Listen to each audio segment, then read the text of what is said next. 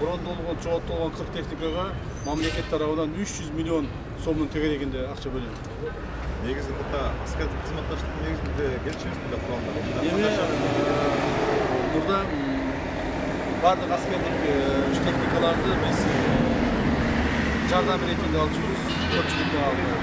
Же кайсыдыр мамлекеттик жардам, же кайсыдыр мамлекеттик гранттар негизинде алчубуз. Ал эми бул жолу биз техникаларды өзүбүздүн мамлекеттин бюджетинин каражатына сатып алдык.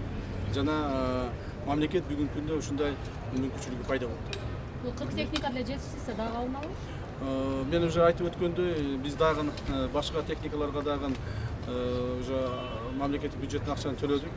Азыр бизге Турцияда жасалып атат беспилотниктер, байрактар. Бул дүйнөдөгү мамлекеттерде 5 мамлекетте бар экен, ошол бирөөсү биздин мамлекет болот. Жакында алда келип түшөт биздин мамлекетке. Бүгүнкү күндө Турцияда биз өзүбүздүн ошол башкаруучуларды ошол жерде окутуп атабыз, даярдап атабыз. Андан сырткары мына Россия мамлекетинен дагы беспилотниктер сатып алып атабыз. Арлан 10E деген. Ага дагы мамлекет тарабынан акча бөлүндү. Андан сырткары жеке атуучу курал жарактарды мына бүгүн эле биздин чегара кызматынын кызматкерлери чет өлкөдөн келди.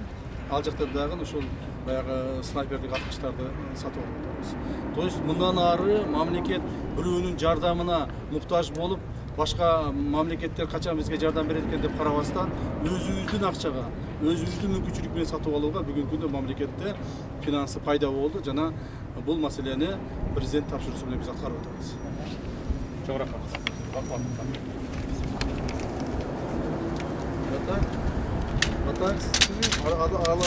Аралашып кетесиз. Дагы саламаттуу. Рахмат.